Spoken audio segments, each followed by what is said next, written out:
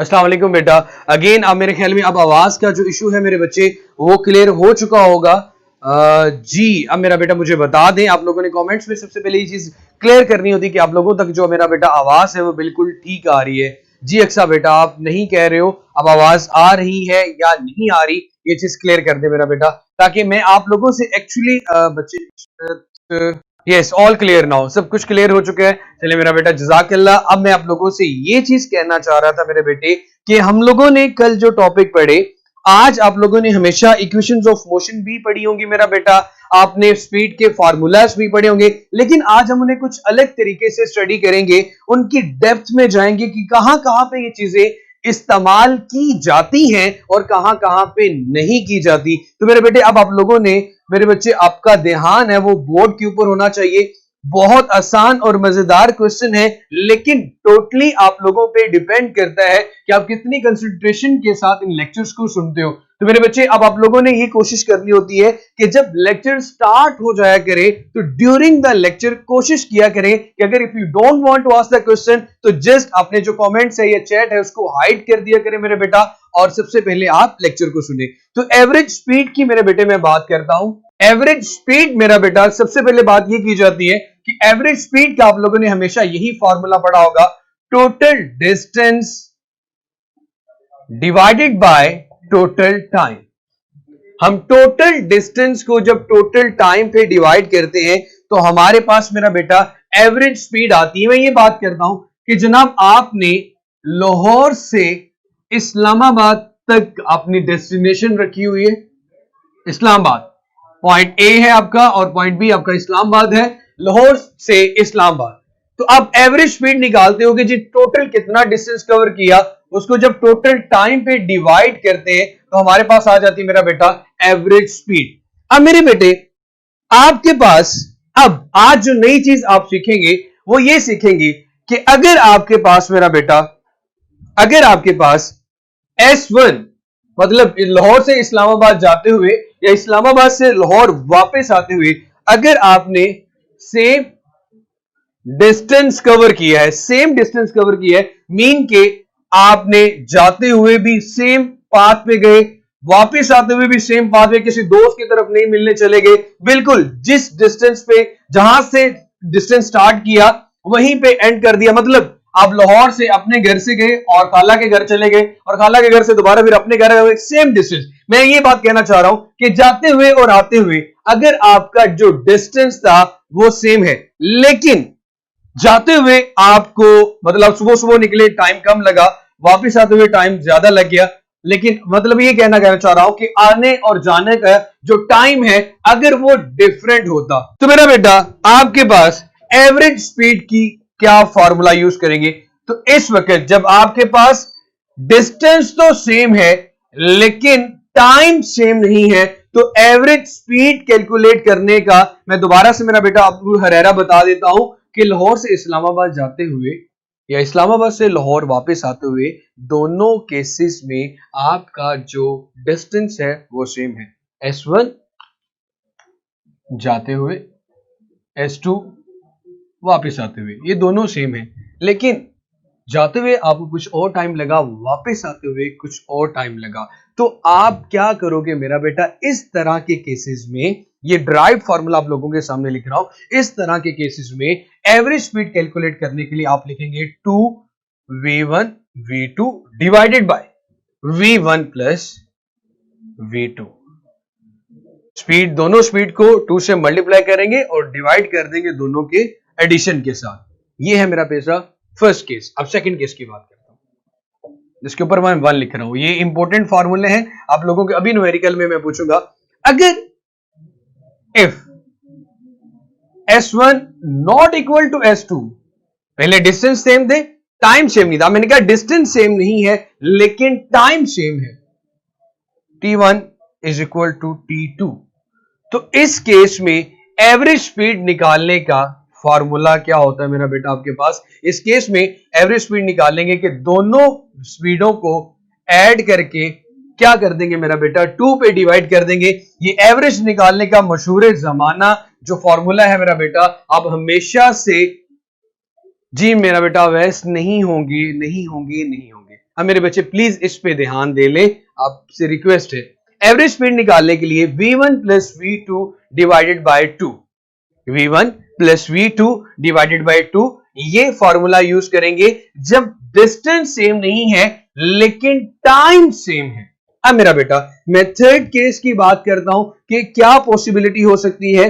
अब next possibility ये हो सकती है कि मेरे भाई आपके पास डिस्टेंस भी सेम है और टाइम भी सेम है, मतलब आप एक कांस्टेंट स्पीड के साथ मूव कर रहे हैं। आपकी जो स्पीड है वो यूनिफॉर्म स्पीड है, तो आपकी एवरेज स्पीड इंस्टेंटेनियस स्पीड के इक्वल आएगी, या फिर आप ये कह सकते हो कि यूनिफॉर्म स्पीड होगी, एक जैसी स्पीड जो एक जैसा डिस्टेंस एक जैसे टाइम में कवर कर रही है। तो इन फार्मूलाज को मेरा बेटा मैं एक दफा फिर से रिपीट कर देता हूं। एवरेज स्पीड कैलकुलेट करने के लिए आपने मेरे बेटे टोटल डिस्टेंस को मेरे शहजादों टाइम पे डिवाइड करना है। उसके बाद मेरी जान आप लोगों ने ये चीज देखना है कि आपके पास तीन तरह की पॉसिबिलिटीज हो सकती हैं। एक तो पॉसिबिलिटी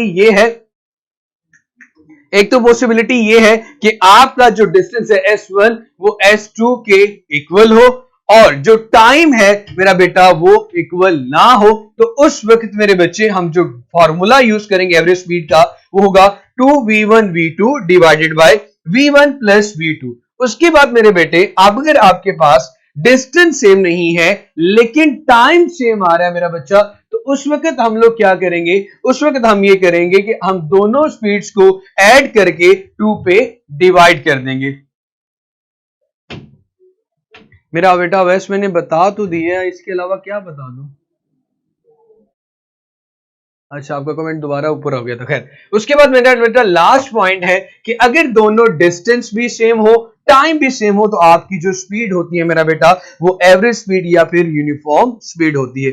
अब मैं आप लोगों के सामने इस चीज को अगर आप नोट करना चाहें तो कर सकते हैं।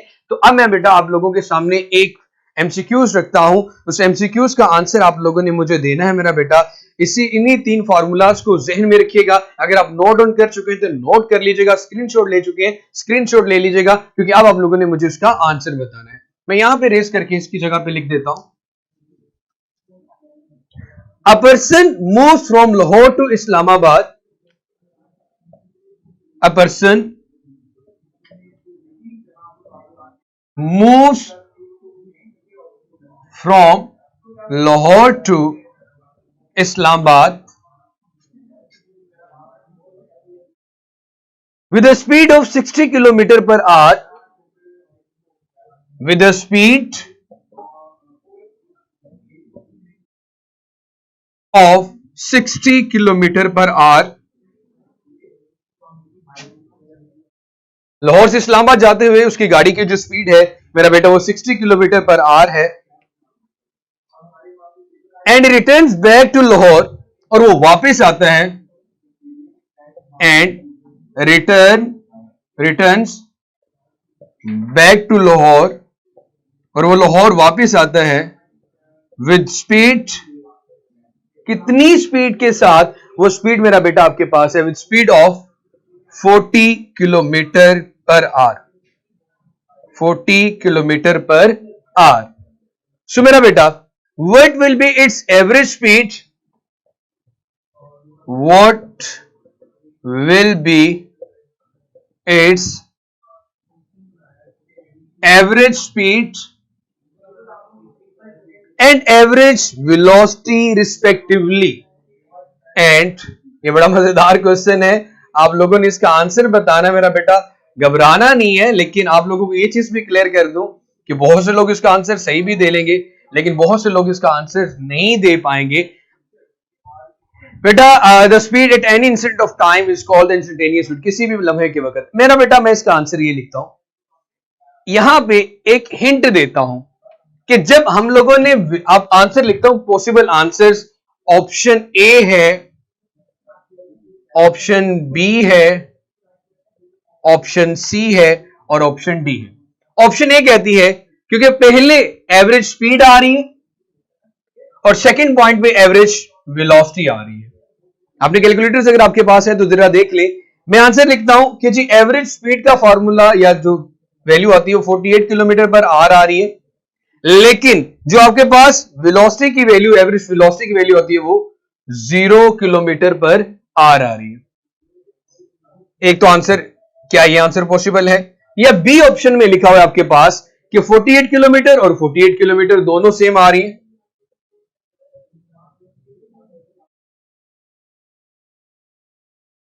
सी ऑप्शन है मेरा बेटा आप लोगों के पास 0 किलोमीटर और 48 किलोमीटर, 0 किलोमीटर पर आर और 48 kilometre per are.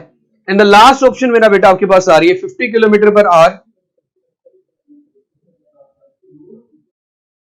50 kilometre per are. अब मेरे बेटे आप लोगों ने गौर करना है। सबसे पहली बात तो ये कि मेरे बच्चे आप लोगों को एक चीज मैं बता चुका हूं, फॉर अ क्लोज पाथ, जैसे कि आप लाहौर से इस्लामाबाद गए, दोबारा फिर लाहौर वापस आ गए, सो वो एक क्लोज पाथ बन गया। जहां से आपने अपना डिस्टेंस शुरू किया, दोबारा फिर वहां पे वापस आ गए, तो आपका जो टोटल डिस्प्लेसमेंट है, मैं हिंट दे रहा हूं मेरा बेटा, वो क्या होता है? जीरो। अगर आपका टोटल डिस्प्लेसमेंट जीरो होगा तो मेरे बच्चे आप लोगों की जो वेलोसिटी है, एवरेज वेलोसिटी की बात कर रहा हूं, स्पीड की बात नहीं कर रहा, एवरेज वेलोसिटी आपके पास मेरा बेटा क्या आ जाएगी? जीरो। तो इस आंसर में सबसे पहले सेकंड पॉइंट पे एवरेज वेलोसिटी कहां पे आ रही है? ए ऑप्शन में। तो वैसे मैं एक ही आंसर निकाल के बता सकता हूं कि 48 किलोमीटर पर आर और 0 किलोमीटर पर आर इसका आंसर बनता है। लेकिन मेरा बेटा, क्योंकि आपने फार्मूले में ये चीज पुट करे ना, average velocity change in displacement over time, जब डी जीरो है तो जाहिर सी बात है एवरेज वेलोसिटी की वैल्यू भी क्या आएगी मेरा बेटा? जीरो। जी बिल्कुल बेटा, ए आंसर बनता है। उसके बाद आप लोगों को यह चीज याद रखनी चाहिए कि हमने 2v1 v2 वाला फॉर्मूला कहां पे यूज करना था कि डिस्टेंस सेम है लेकिन आपके पास जो टाइम है वो सेम नहीं है। तो आप मेरे सी बात है मेरा बेटा, 60 kilometre per hour and returns back to Lahore with the speed of, so आप लोगों ने यहां पे जो फॉर्मूला यूज किया एवरेज वेलोसिटी का 2v1 प्लस v1 v2, तो आपके पास 48 किलोमीटर पर आवर। जी बेटा, लाहौर से इस्लामाबाद और इस्लामाबाद से लाहौर का जो डिस्टेंस है वो बिल्कुल सेम है लेकिन टाइम सेम नहीं है। तो मेरा बेटा हम ये वाला फॉर्मूला यूज करेंगे। जब ये वाला फॉर्मूला यूज करेंगे तो आप लिखेंगे 2 multiply by 60 multiply by 40 divided by 60 plus 40। तो 4800 को जब 100 पे डिवाइड करेंगे तो आंसर मेरे बेटे आप लोगों के सामने आ जाएगा 48 किलोमीटर पर आवर। अब मेरा बेटा इसके बाद हमारे पास आता है एक्सीलरेशन। यहां तक क्लियर है मेरा बेटा? हमारे पास अगर वैल्यूज किलोमीटर पर आर में पूछी गई हैं तो हम उसका आंसर किलोमीटर पर आर में भी दे सकते हैं, अरीबा बेटा। और अगर आपके पास आंसर में मीटर पर सेकंड है तो आप उसको मीटर पर सेकंड में कन्वर्ट कर दें। इवन के गाड़ियों के अंदर जो स्पीडोमीटर के ऊपर वैल्यू लिखी होती है वो किलोमीटर पर आर में लिखी होती है। न्यूमेरिकल सॉल्व करते हुए मेरा बेटा हम मीटर किलोमीटर पर आर को हम क्लियर करते होते हैं, कन्वर्ट करते होते हैं मीटर पर सेकंड में। जी महानूर बेटे, क्या क्वेश्चन है बच्चे? पूछो।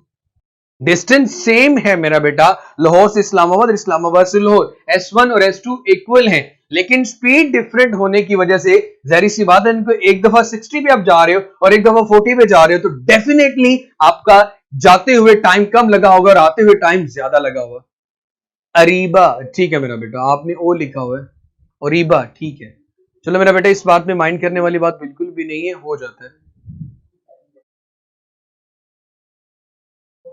संजय बेटे, मैंने सिर्फ इतना कहा कि अगर दोनों डिस्टेंस सेम हो और टाइम सेम नहीं है तो एवरेज स्पीड कैलकुलेट करने के लिए हम ये वाला फॉर्मूला यूज करते हैं 2v1 v2। एक वेलोसिटी 60 थी, दूसरी वेलोसिटी 40 थी, और दोनों को जब मेरा बेटा ऐड करेंगे 60 प्लस 40 तो आप लोगों के पास आंसर इसका आ जाएगा 48 किलोमीटर पर आवर। ऊपर 4800 आ रहा होगा, नीचे 100, दोनों को डिवाइड करेंगे तो आंसर आ जाएगा 48 किलोमीटर पर आवर।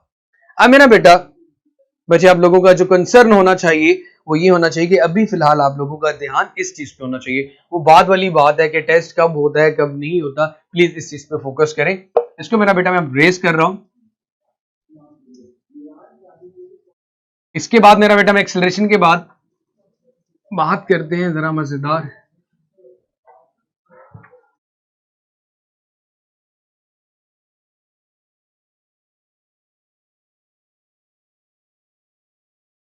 जी मेरा बेटा, एक्सेलरेशन क्या होता है? Rate of change of velocity with respect to time, rate of change of velocity with respect to time, rate of change of velocity with respect to time, इसको मेरा बेटा हम acceleration का नाम देते हैं। Acceleration is equal to change in velocity delta V over delta T.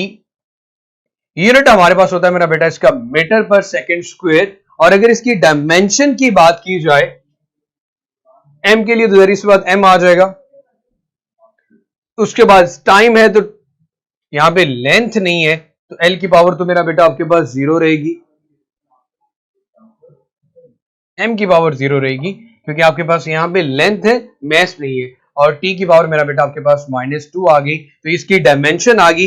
अब मैं आपसे लोगों से ये सवाल पूछना चाहता हूं कि मेरा बेटा अगर मैं एक्सेलरेशन का मैग्नीट्यूड लिखना चाहूं, एक्सेलरेशन एक वेक्टर क्वांटिटी है और मैंने कल भी ये चीज बताई थी कि वेक्टर क्वांटिटी को जब लिखते हैं तो वेक्टर और वेक्टर का मैग्नीट्यूड के साथ उसकी डायरेक्शन लिखी जाती है। तो मेरा बेटा एक चीज आप लोगों ने मुझे बतानी है कि आपके पास ऐसा वो कौन सा लॉ है वो जो डिफाइन करता है फोर्स को। Which law of motion, which law of motion define force. मेरा बेटा इसका जवाब बड़ा सोच समझ के मुझे दीजिएगा। महानूर बेटा टाइम सेम है ना? नहीं मेरा बेटा, आप लोगों को मैंने ऐसा कुछ नहीं कहा। मैंने कहा एक दफा जाते हुए उसकी स्पीड 60 किलोमीटर पर आवर है और वापस आते हुए 40 किलोमीटर पर आवर है। दोनों वक्त गाड़ी की स्पीड चेंज है। आप इवन अपने घर से किसी दूसरे अपने दोस्त के घर मिलने जाओ तो एक दफा जब स्पीड ज्यादा होगी तो आपको कम टाइम लगेगा, अगर स्पीड कम होगी तो आपको ज्यादा टाइम लगेगा। जी मेरा बेटा, बहुत से लोगों ने आंसर दिया कि जी कौन सा लॉ डिफाइन करता है फोर्स को, तो लोगों ने आंसर, मेरे बच्चों ने ये दिया कि जी सर डिफाइन कर रहा है फोर्स को आपके पास सेकंड लॉ, जो कि मैं आप लोगों को मेरा बेटा ये चीज क्लियर कर दूं, ये आप लोगों ने अब याद रखना है। आपका जो आंसर है वो बिल्कुल गलत है। आपका जो आंसर है मेरा बेटा वो बिल्कुल गलत है। आपका जो आंसर है वो बिल्कुल गलत है। फर्स्ट लॉ डिफाइन नहीं करता। अब मेरे बेटे जरा मेरी बात को ध्यान से सुनिएगा और उसके बाद मेरा बेटा इस चीज का जवाब दीजिएगा। Newton first law of motion आपका करेक्ट आंसर है। फर्स्ट लॉ डिफाइन करता है फोर्स को। क्यों? आप क्या कहते हो फर्स्ट लॉ की स्टेटमेंट के अंदर कि मेरा बेटा आप हमेशा ये कहते हैं कि अगर किसी ऑब्जेक्ट पर कोई फोर्स एक्ट ना करे तो वो रेस्ट में रहेगा या फिर वो यूनिफॉर्म वेलोसिटी के साथ मूव करता रहेगा। वो रेस्ट में रहेगा या फिर यूनिफॉर्म वेलोसिटी के साथ मूव करता रहेगा। इट मींस कि Newton first law of motion ने हमें इंपॉर्टेंस ऑफ फोर्स बता दी है कि अगर आप ऑब्जेक्ट की स्पीड को चेंज करना चाहते हो, ऑब्जेक्ट की स्टेट को चेंज करना चाहते हो, तो वहां पे कौन सी चीज एक्ट करेगी मेरा बेटा? वो आपके पास क्या होगी? फोर्स। तो आपके पास डेफिनेशन ऑफ फोर्स अगर दी है तो मेरा बेटा वो Newton first law of motion ने दी है। जो सेकंड लॉ ऑफ मोशन है जिसे आप कहते हो F is equal to ma, actually ये आपके पास फोर्स को मेजर करता है। First law of motion force को डिफाइन करता है, जबकि सेकंड लॉ ऑफ मोशन मेरा बेटा फोर्स को मेजर करता है। ये पॉइंट मेरे बच्चे आप लोगों ने जरूर जहन में रखना है। इसी से रेलिवेंट एमसीक्यूज भी पूछा गया टेस्ट में कि आपके पास which one of the laws of motion define force, first law, second law, third law. तो उसका आंसर मेरा बेटा आपके पास क्या बनता है? First law. तो ये चीज याद रखिएगा, Newton second law of motion measures the force but the Newton first law of motion define the force। जी मेरा बेटा, यहां पे उसके बाद आप लोगों ने थर्ड लॉ में ये चीज पढ़ी थी कि action and reaction are equal in magnitude but opposite in direction. अब मैं आप लोगों से एक चीज पूछना चाह रहा हूं कि मेरा बेटा अगर मैं आपसे ये क्वेश्चन करूं कि जब एक्शन और रिएक्शन की फोर्सेस दोनों मैग्नीट्यूड में सेम है, डायरेक्शन में ऑपोजिट है। क्वेश्चन को ध्यान से सुनिएगा, दोनों फोर्सेस सेम है लेकिन डायरेक्शन में ऑपोजिट है, तो ऑब्जेक्ट बैलेंस क्यों नहीं होता? ऑब्जेक्ट बैलेंस क्यों नहीं होता? उसको एक जगह पे रुक जाना चाहिए। तो इसका आंसर आप लोग मुझे कमेंट में बताएंगे, तो उसके बाद मैं फिर आपको इसका आंसर बताऊंगा कि इसकी रीजन क्या है। मेरा बेटा, मैंने क्वेश्चन ये पूछा है कि Newton third law of motion की स्टेटमेंट ये कहती है कि action and reaction are equal in magnitude but opposite in direction. दो फोर्सेस अगर एक्ट कर रही हो ऑपोजिट डायरेक्शन में जिनका मैग्नीट्यूड सेम हो तो ऑब्जेक्ट को तो बैलेंस हो जाना चाहिए।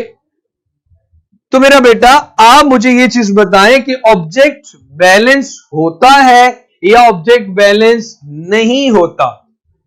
अगर होता है तो क्यों, और अगर नहीं होता तो क्यों?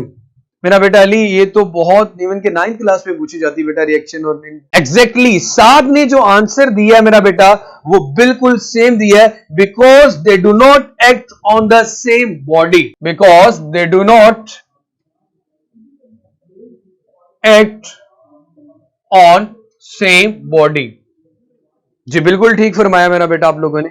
अच्छा मेरा बेटा, आगे दो पॉइंट्स हैं, हम लोगों ने दो ग्राफ्स के बारे में डिस्कस करना है, दो ग्राफ्स के बारे में डिस्कस करना है, तो उसकी मेरा बेटा बात करता हूं।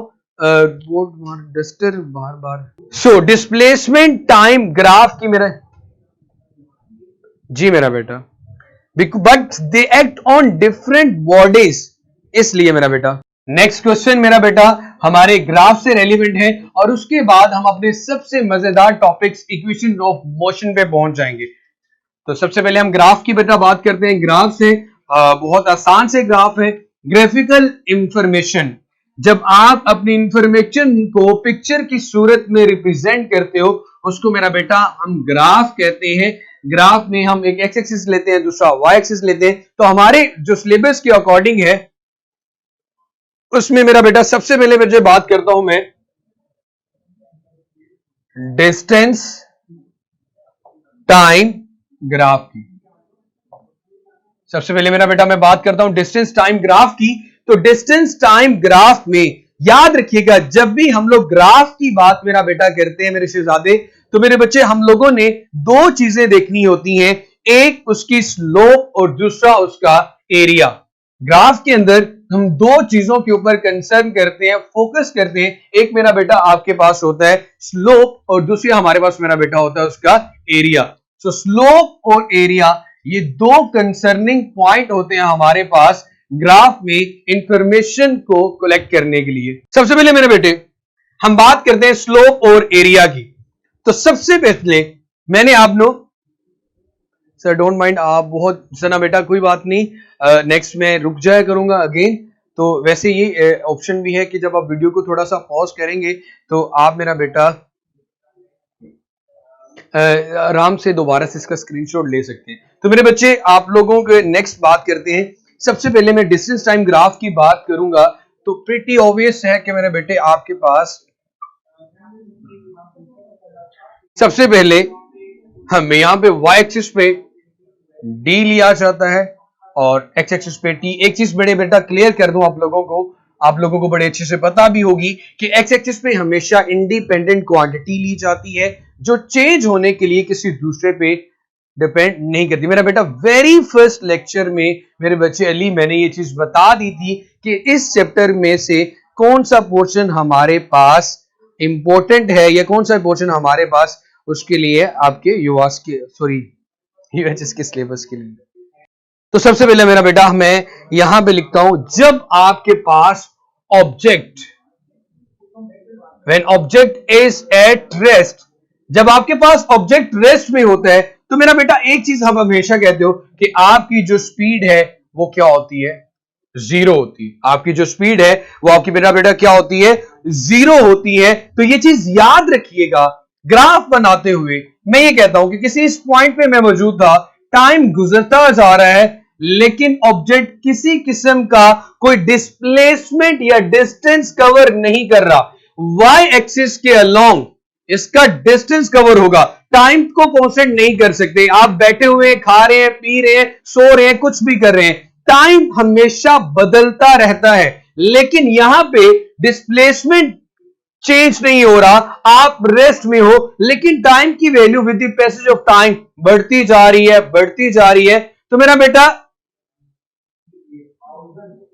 बेटा जब ग्राफ में आप लोग बच्चे ये टाइम के ऊपर एरो लगाते हो तो ये रिप्रेजेंट कर रहा होता है इस चीज को कि यहां पे इस एक्सिस पे मैंने टी लिया और यहां पे जो डी है वैसे यहां पे इस तरह एरो लगाया जाए। तो यहां पे एरो का मतलब स्केलर और वेक्टर को रिप्रेजेंट करना नहीं होता। तो मैं दोबारा से मेरे बच्चे ये चीज बता दूं कि अगर आपका ऑब्जेक्ट रेस्ट में होगा तो डिस्टेंस टाइम ग्राफ में आपके पास एक straight line parallel to X axis आएगी। वो क्यों आएगी? सपोज आप किसी भी पॉइंट पे रेस्ट में मौजूद हो, आप ना देखो, आप जब मूव करोगे तो ये डिस्प्लेसमेंट की वैल्यू y के ऊपर है, तो y की वैल्यू ऊपर जाएगी या नीचे आएगी, व्हाटएवर, तो चेंज आएगा, ऊपर जाएगी या नीचे आएगी। लेकिन आप क्या कहते हो कि आपका जो ऑब्जेक्ट है वो रेस्ट में है, मतलब उसकी जो वेलोसिटी है वो जीरो है। तो ऑब्जेक्ट रेस्ट में है लेकिन टाइम गुजरता जा रहा है, एक्स के अलोंग अगर किसी वैल्यू में चेंज आ रहा है तो वो टाइम का आ रहा है। भाई टाइम जितना मर्जी बढ़ता जाए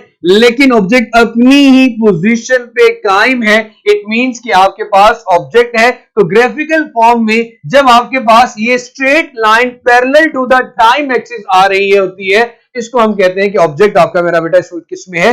रेस्ट में है। अब मेरा बेटा ये चीज क्लियर होगी तो मुझे बता दे। अब वेरी सी बात है, यहां पे स्लोप, क्या आपको किसी किस्म स्लोप इस चीज को कहते हैं मेरा बेटा?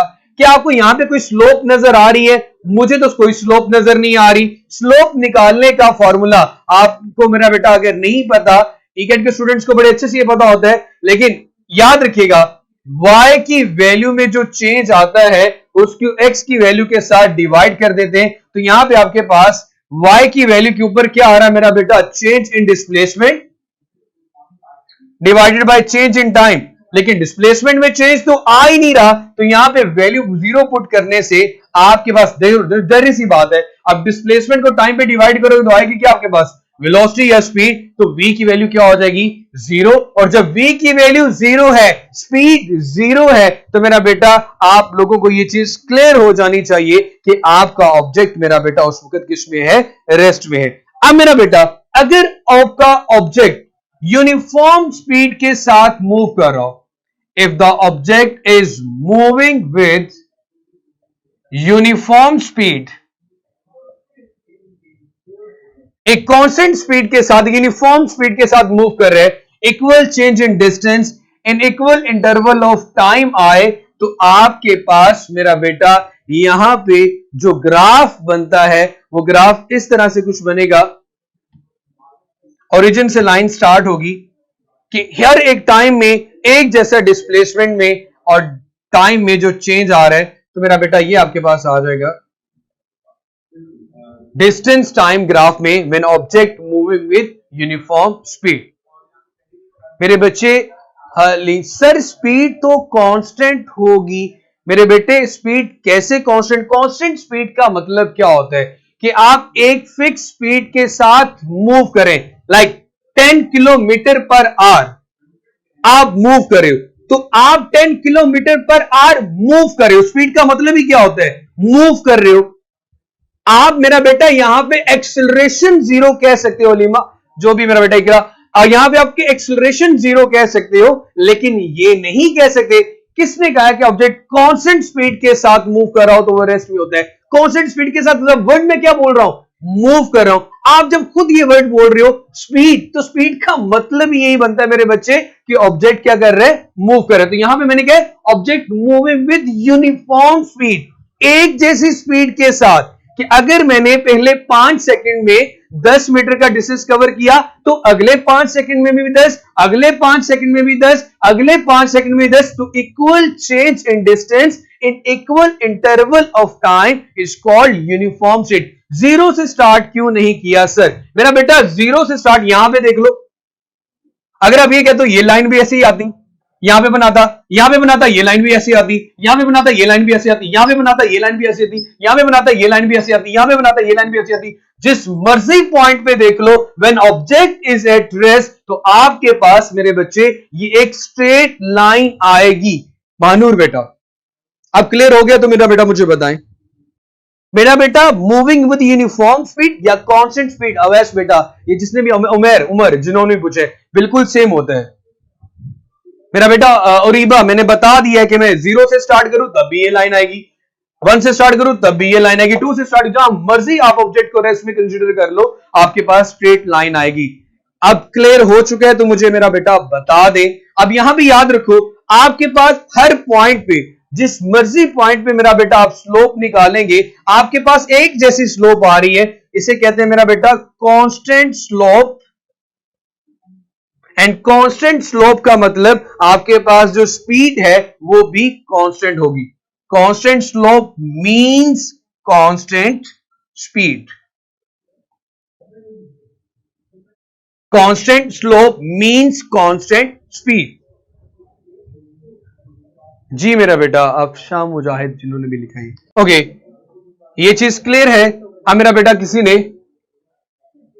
मोना बेटा जो भी लिखे मेरे बच्चे, अभी मैंने एक्सेलरेशन स्पीड टाइम ग्राफ की भी बात करनी है। फिलहाल जिस ग्राफ की बात हो रही है मेरा बेटा, वो आपके पास डिस्टेंस टाइम ग्राफ में, और डिस्टेंस टाइम ग्राफ में मेरा बेटा सिर्फ स्पीड और वेलोसिटी की बात की। अब यहां पे मैं लास्ट ग्राफ आप लोगों के सामने बोलूं तो मोशन अंडर ग्रेविटी, अगर कोई ऑब्जेक्ट अंडर ग्रेविटी मूव कर रहा, मतलब उसका जो एक्सेलरेशन है वो इस तरह आ जाए, तो हाईएस्ट पॉइंट पे जाके, ये इसका हाईएस्ट पॉइंट है, ऑब्जेक्ट कुछ देर के लिए रेस्ट में भी आता है। किसी बॉल को मैंने थ्रो कर दिया, ये आपका डिस्प्लेसमेंट है, ये आपका टाइम है, इस हाइट को हम अपना डिस्टेंस मानते हैं। मैक्सिमम हाइट पे जाके ऑब्जेक्ट कुछ देर के लिए रुक जाता है। ये सिर्फ इसलिए बनाया कि अगर इस तरह की रिप्रेजेंटेशन आप लोगों के सामने आ रही हो तो इसका मतलब ये होता है कि ऑब्जेक्ट के ऊपर ग्रेविटी की फोर्स एक्ट कर रही है। ऑब्जेक्ट के ऊपर मेरा बेटा ग्रेविटी की फोर्स एक्ट कर रही है। जी मेरा बेटा, अब जरा आप लोगों का जो क्वेश्चन था, वेलोसिटी कांस्टेंट हो या वेलोसिटी आपके पास इंक्रीज कर रही हो यूनिफॉर्मली। अब मेरा बेटा दो चीजें, यूनिफॉर्म स्पीड कांस्टेंट स्पीड, या फिर एक जैसा इंक्रीज आना। एक तो है ना फिक्स स्पीड के ऊपर रहना, कि अगर आप 140 पे जा रहे हो तो उसके लिए हम वर्ड बोल देते हैं बिल्कुल कांस्टेंट स्पीड है। उसके बाद अगर मैं ये बात करता हूं यूनिफॉर्मली इंक्रीज, कि हर एक घंटे के बाद आप 20 का डिफरेंस लेके आ रहे हो, 20 की स्पीड बढ़ा रहे हो, तो इस पॉइंट को समझिएगा, आपको कांस्टेंट और यूनिफॉर्मली इंक्रीजिंग का मतलब समझ में आ जाएगा। इसको मेरा बेटा मैं रेस कर रहा हूं, वेलोसिटी टाइम ग्राफ की बात करने लगा हूं, इसको रेस करने लगा हूं मेरा बेटा, इसको जरा ध्यान से देखिएगा। जहरी सी बात है मेरा बेटा, वेलोसिटी और टाइम के दरमियान ग्राफ बनाएंगे। यहां पे हमारे पास फर्स्ट केस में लिख लेता हूं, v is equal to constant, आपकी जो स्पीड है वो कांस्टेंट है। यहां पे ग्राफ क्या आएगा आप ये देखना, जो ऑब्जेक्ट रेस्ट में था डिस्टेंस टाइम ग्राफ में, उस जैसा ग्राफ आएगा। यहां जरा ध्यान से देखिएगा, यहां पे अभी आप लोग कंफ्यूज हो जाएंगे अगर ध्यान से नहीं सुनेंगे। आपने सिर्फ ये चीज देखनी है, ग्राफ कौन सा है? ग्राफ है मेरा बेटा वेलोसिटी और टाइम के एंगेज्ड। वेलोसिटी आपने ले ली y एक्सिस पे, टाइम आपने ले लिया मेरा बेटा t x एक्सिस पे। अब मैंने यहां पे प्रीटी ऑब्वियस है कि y के ऊपर जो डिवीजन लगानी है वो किसकी लगाऊंगा? वेलोसिटी की, जैसे कि 20, 40, 60, 80। यहां पे टाइम गुजर रहा है 10, 20, 30, 40, 50 और 60। अब मेरे बेटे अगर मैं ये बात करता हूं कि आपकी जो स्पीड है वो कांस्टेंट है, स्पीड आपकी कांस्टेंट है, तो मेरा बेटा आप लोग जरा ध्यान से देखिएगा कि स्पीड कांस्टेंट का मतलब, अगर फर्ज करें मैं 60 पे जा रहा हूं तो 60 पे ही मूव करता जा रहा हूं, स्पीड कम या ज्यादा नहीं हो रही। तो याद रखें, इस जैसा ग्राफ डिस्टेंस टाइम ग्राफ में तब आता था जब ऑब्जेक्ट रेस्ट में है, लेकिन वेलोसिटी टाइम ग्राफ में ये ग्राफ, ये इंफॉर्मेशन कब आ रही है? जब ऑब्जेक्ट मूव करता है विद कांस्टेंट स्पीड, उसकी स्पीड में किसी किस्म का कोई चेंज नहीं आ रहा। अब मेरा बेटा यहां पे मैं बात करता हूं, अगर स्पीड कांस्टेंट है, स्लोप जब यहां से निकालोगे तो y की वैल्यू को मेरा बेटा x पे डिवाइड करोगे, y पे वेलोसिटी है, x पे टाइम है, तो वेलोसिटी को जब टाइम पे डिवाइड करते हैं तो आपके पास क्या आता है मेरा बेटा? Acceleration. So change in velocity divided by change in time. लेकिन यहां पे तो डेल्टा वी की वैल्यू क्या है मेरा बेटा, जीरो। डेल्टा वी को जब टी पे डिवाइड करेंगे तो आंसर आपके पास क्या आ जाएगा, जीरो। तो आपके पास यहां पे इंफॉर्मेशन क्या मिली आपको कि मेरे बेटे no slope mean no acceleration, no slope mean no acceleration. और आप हमेशा से ये लाइन, ये बात पढ़ते आ रहे हो मेरे बेटे कि जब आपके पास ऑब्जेक्ट मूव करता है विद कांस्टेंट स्पीड तो उसका एक्सिलरेशन आपके पास मेरे बच्चे जीरो होता है, उसका एक्सिलरेशन मेरा बेटा आपके पास जीरो होता है। नो स्लोप मीन मतलब किसी किस्म का कोई एक्सिलरेशन नहीं है। अब मेरा बेटा अब ध्यान से देखिएगा, एक बेटा ने क्वेश्चन किया था, अगर आपकी वेलोसिटी इंक्रीज करती है uniformly, if we increasing, velocity बढ़ रही है, देखो वेलोसिटी बढ़े या वेलोसिटी कम हो तो एक्सेलरेशन आता है, क्योंकि दोनों केसेस में वेलोसिटी में चेंज आ रहा है, क्योंकि दोनों केसेस में वेलोसिटी में चेंज आ रहा है। इफ वेलोसिटी इंक्रीजिंग यूनिफॉर्मली, तो मेरी जान आप लोगों के पास मेरे बच्चे क्या होगा, मेरा बेटा हमदान वो डिस्टेंस टाइम ग्राफ था, वो डिस्टेंस और टाइम के दरमियान आपको स्पीड की बात बता रहा था। अब यहां पे ये वेलोसिटी टाइम ग्राफ है, यही तो बच्चे मैंने बताया था कि आपने इस चीज को दिमाग में बिठाना है कि ग्राफ कौन सा है, इंफॉर्मेशन क्या पूछी जा रही है। अगर वेलोसिटी इंक्रीज करती है यूनिफॉर्मली, मतलब एक जैसी वेलोसिटी हर 5 मीटर के बाद, जैसे ग्राफ बना के भी दिखाता हूं, ये मेरे पास है मेरा बेटा एक्स एक्सिस, ये मेरे बच्चे मेरे पास है वाई एक्सिस। ओरिजिन में देखें, मैं कहता हूं पहले 5 सेकंड में यहां पे टाइम है टी, यहां पे वेलोसिटी है वी। पहले 5 सेकंड में आपकी वेलोसिटी 10 मीटर पर सेकंड थी, अगले 5 सेकंड में मतलब 10 पे गए तो वेलोसिटी 20 मीटर पर सेकंड होगी। तो ग्राफ बनाने के लिए क्या करते हैं, यहां से एक डॉटेड लाइन ऊपर ले गए, यहां से जहां पे दोनों पॉइंट मिलते हैं उसको ले लेते हैं। तो हम क्या करते हैं, बाद में इन पॉइंट्स को मिलाते हैं। तो अगेन आपके पास यूनिफॉर्म स्पीड का ग्राफ ये आ गया। If velocity increasing uniformly then acceleration is constant. क्यों, आपके पास जो स्लोप आ रही है वो आप कौन सी स्लोप आ रही है मेरा बेटा, constant slope. No slope mean no acceleration and constant slope mean constant acceleration. एक की वैल्यू आपके पास कांस्टेंट होगी और दूसरी चीज कि आपका जो एक्सेलरेशन है मेरा बेटा वो पॉजिटिव होगा। कांस्टेंट स्लोप होगी और आपका जो मेरा बेटा एक्सेलरेशन है वो पॉजिटिव होगा। कांस्टेंट स्लोप होगी और आपका जो एक्सेलरेशन है मेरा बेटा वो पॉजिटिव होगा। कांस्टेंट स्लोप होगी और आपका जो एक्सेलरेशन है मेरा बेटा वो पॉजिटिव होगा। अब मेरे बच्चे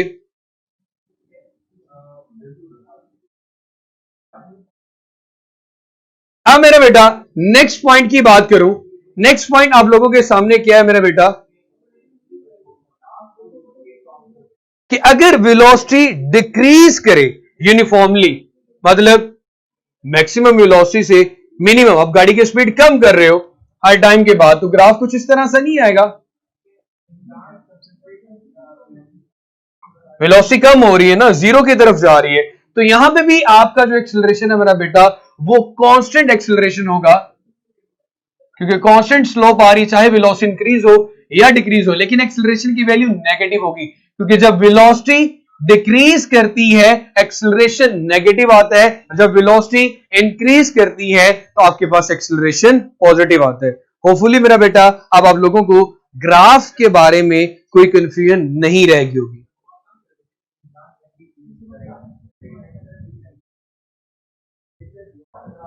कांस्टेंट स्लोप कैसे सर, वो इस तरह सर कि अगर आप पहले 5 सेकंड में या 10 सेकंड में 80 से 70 पे आते हो और अगले 5 सेकंड में 70 से 60 पे आ जाते हो, मीन के आप जैसे ग्रेजुअली स्पीड को डिक्रीज कर रहे हो, उससे पहले आप ग्रेजुअली स्पीड को इंक्रीज कर रहे थे। जी, नेगेटिव एक्सेलरेशन को हम डिसलेरेशन या रिटार्डेशन का नाम भी देते हैं। अब मेरा पॉइंट ये है मेरा बेटा, ध्यान से मेरा क्वेश्चन सुनिएगा। मेरा क्वेश्चन ये है कि अगर कोई ऑब्जेक्ट, जैसे कोई बॉल है, इस बॉल को आपने वर्टिकली अपवर्ड थ्रो किया, तो इसका एक्सेलरेशन ए है -9.8 मीटर पर सेकेंड स्क्वायर, क्योंकि हम एक्सेलरेशन नेगेटिव लेते हैं जब ऑब्जेक्ट ऊपर की तरफ से आता है। फिर उसके बाद अगर ये वापस जमीन की तरफ आ रहा हो तो हम इसका एक्सेलरेशन पॉजिटिव लेते हैं, +9.8 मीटर पर सेकेंड स्क्वायर। मेरा क्वेश्चन आप लोगों से ये है कि आपके पास एंगल क्या होगा इन दोनों एक्सेलरेशन में। Positive acceleration, what is the angle between A and A. जो पॉजिटिव और नेगेटिव एक्सेलरेशन है, इन दोनों में एंगल क्या होगा। मैंने इस बॉल को ऊपर की तरफ फेंका, एक्सेलरेशन नेगेटिव, नीचे की तरफ आई तो एक्सेलरेशन पॉजिटिव है। तो मेरा बेटा, आप लोगों ने मुझे ये चीज बतानी है कि मेरे बच्चे, आपके पास एक्सेलरेशन में एंगल की वैल्यू क्या आएगी। तो मेरा बेटा इस पॉइंट को अच्छे से समझिएगा, मिस हो गया था लास्ट में। वो ये था कि मेरे बेटा, Newton second law of motion ये कहता है कि जिस डायरेक्शन में फोर्स होगी, एक्सेलरेशन भी उसी डायरेक्शन में होगा। ये पॉइंट जरा जहन में बिठा लीजिएगा। जिस डायरेक्शन में फोर्स होगी, ये आपके पास एक्सेलरेशन भी उसी डायरेक्शन में होगा। बहुत से लोगों ने 180 और 90 कहा, जो कि टोटली गलत है, जो कि टोटली मेरा बेटा गलत है। इसका आंसर आपके पास मेरा बेटा 0 डिग्री सी बनेगा, बिकॉज आपके पास ऑब्जेक्ट ऊपर की तरफ जा रहा हो। ये चीज याद करना, सुन लेना, ऑब्जेक्ट ऊपर की तरफ जा रहा है या ऑब्जेक्ट नीचे की तरफ आ रहा है, इस पे जो फोर्स एक्ट कर रही है वो ग्रेविटी की फोर्स एक्ट कर रही है। कौन सी फोर्स एक्ट कर रही है मेरा बेटा? ग्रेविटी की फोर्स। और ग्रेविटी की फोर्स की डायरेक्शन हमेशा वर्टिकली डाउनवर्ड होती है। तो जिस डायरेक्शन में फोर्स होगी, उसी डायरेक्शन में एक्सेलरेशन होगा। तो इट मींस के दोनों के, जब दोनों पैरेलल होंगे सेम डायरेक्शन में, तो एंगल मेरा बेटा आपके पास क्या आएगा? 0 डिग्री। तो ये बहुत इंपॉर्टेंट कॉन्सेप्ट था।